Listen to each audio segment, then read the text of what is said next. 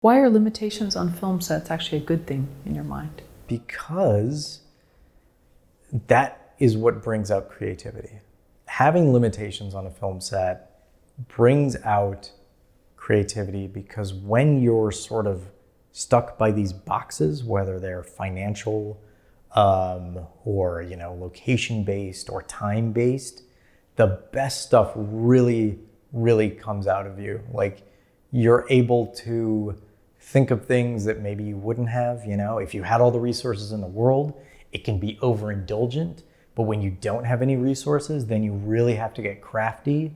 And that's when the most and the purest creativity comes out. And what I've found is that things are much better when there are rules and sort of borders that you have to sort of work your way around, versus you can do anything. So, you end up, potentially with nothing. That's true. Like maybe a cool backdrop, but then the story suffers. Mm-hmm. With Broken Ceiling, you had one location, you had it for 4 days, you had all your actors there, Mm-hmm. you knew like you didn't have to really change locations. Were there other limitations within that office building where you were shooting that really lent itself to the story? I think, we had a little bit of free reign of that office, which was great. It was just the limitation of time was something that everybody runs into. But for us, we had like a monitor sitting there going like you have to be out by a certain time. You can't go over this. So that was something that, kept us going, because it's like, we only have this much time in the day. We're going to shoot for maybe 10, 12 hours, but like, that's it. We can't keep shooting. We can't go over, like, we don't have that luxury. So with the time constraint, that was very motivating and helped everybody. And plus, the story itself just lended itself to that, because I wanted them to feel like they were in a high pressure situation. So the fact that we were in reality in a high pressure situation really helped, get that feeling on the actors. Because they're on a conference call on a Sunday, Mm-hmm. and they all have to kind of go and face each other. And Yeah. go, interesting. Yeah. And how many pages did you do a day? I think the most we ever did in one day was about 60 pages. Oh, wow. Which is insane and unheard of. We did between 80 and 90 setups, which is crazy, but again, totally doable because we didn't have to move lights, using the all natural lighting.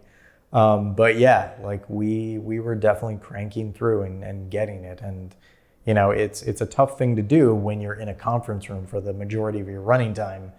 I remember thinking, how do I make sure that people aren't bored? Because that's the most important thing, because it can be so easy. So like visually, I have these 4 walls, right? Those are the parameters. Like, what can I do to really make this one look interesting, but make sure that it really gets across what the characters are going through visually, which was a hard thing to do, but something I think we were able to accomplish. Did you do a lot of close-ups then of just like eye movement, or like how did you? Yeah, it was a variation of not using too much, close-ups, but when it was necessary, using movement when the moment or the scene called for it. There's a specific moment that I can recall where you've got Ken, the boss, sitting in the center of the conference room, and then you've got Tyler and Garrett on the sides, and they're sort of going back and forth, like sniping at each other. So it's like, if you have 3 of them right here, how do I make this dynamic and interesting and show the interplay between the characters? So what I came up with is having the camera throw from character to character in sort of a one take. So, we would have Tyler say something, and then we would whip pan it over to Garrett, who would say something, we would go back, and then we would go to Ken, and then back and forth. So you could go, oh, they are, volleying off of each other, almost playing a verbal tennis, so you see that. And that would play so much more different had I decided to do just the standard, like single shot here, single shot there, cutting back and forth. To really ground it in one shot and move it back and forth gave it much more of a sense of energy and a connectedness that I don't think, just standard sort of cutting back and forth would have done. Did the actors know that at one point you would do 60 pages in one day of your 4-day shoot? No, of course not. But it's just what we were able to do, which was great. I let them know that we were going to be shooting a lot and we had to get a lot done. But I didn't think that we were going to shoot that much. Like, I didn't plan for let's do 60 pages. Like, that's insane. I was like, okay, we got to get at least 20, maybe 30, for 4 days. We'll stitch together 90 minutes. But we were just in it, and they were down for it and they wanted to keep going. And, it was exciting because everybody was sort of pushing towards that same goal of let's get this done. And because, the fact that they're all stuck in this room together and sort of at each other's throats, it's it absolutely helped that we were just barreling it through it, because it didn't give them time to think or reflect back on line readings or performances. They were really in the moment, which is what was necessary for it. And I think we got the best performances out of it because of that constant sort of striving and pushing. When day 4 came toward the end of the day, how were those last few hours? And then when they finally said, okay, it's time, how are you loading the truck? Well, what's that like? Sure. There were no trucks. Didn't have money for trucks. Okay, it was Toyota Camry or whatever. Let's load it up into the car and do that, and find some place to throw out trash. That was interesting. The fact that, at this location, we had to bring trash bags and we had to take the trash with us.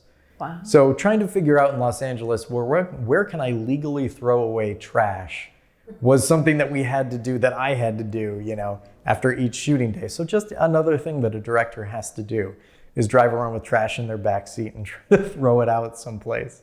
But could you take it to the dump? No, we found some open, trash bins, and we just chucked it in, and did that. Okay.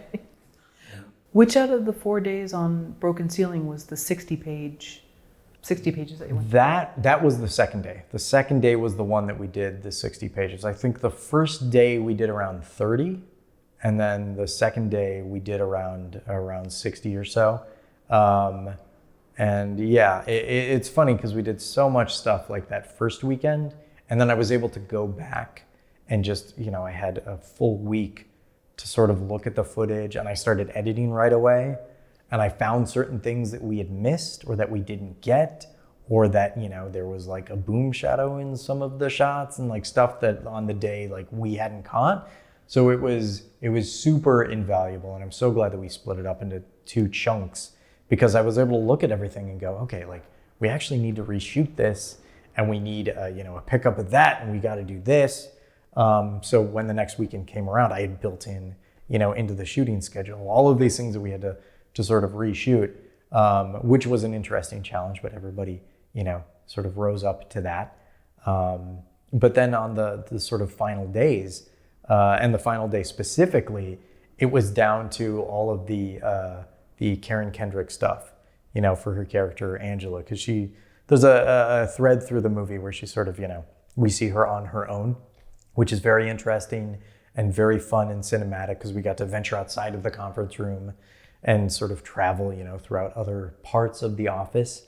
And it was cool because everybody else was sort of gone that day. It was actually, I think it was Father's Day, or it was one of the holidays where a couple of crew members were like, I can't make it, I think we lost our script supervisor or whatever on that day, and one of our producers, but it was all right because it was mostly non-dialogue based. It was more visual. So it was cool because we got to shoot the final shot of the movie as sort of the last thing that we actually shot.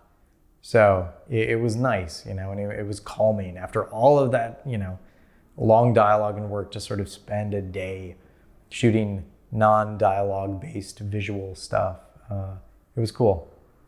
At the end of the day, the four days, did a representative from the building come up and be like, okay guys, this is it, we got to wrap this up, or how does that work? For that, we had a monitor that was kind of there the whole time. So yeah, there wasn't a like, you know, you guys got to wrap it up. By that time we knew that like we have to go, but it was cool in that like the last day we didn't shoot the full amount. It was a little bit of a shorter day, so we left a little bit early, and it was still, you know, it was still sunny out. The sun was actually coming down, you know, magic hour. It was pretty good, and it was very emotional. I remember it. And this is something that for some reason, and maybe it's just the way that I handle, you know, being done with a shoot, but I remember, you know, going to my car, you know, the car with a bunch of trash bags in the trunk, and I drove home and I sat there in the garage and I took about, I don't know, maybe 5-10 minutes, and I just sort of like started crying, like happy tears, happy that we had done it, sort of relieved that we had done it, but just so grateful that everybody had jumped in to do this crazy thing, shooting a feature film in 4 days, shooting 60 pages in 1 day. Like, that's insane. But everybody hopped on board and they did it. And just like, it was all the emotions of like gratitude and thankfulness that came out. And yeah, it was a great feeling. And again, one of those feelings that I love to have. And that's why I'm still, you know, making films.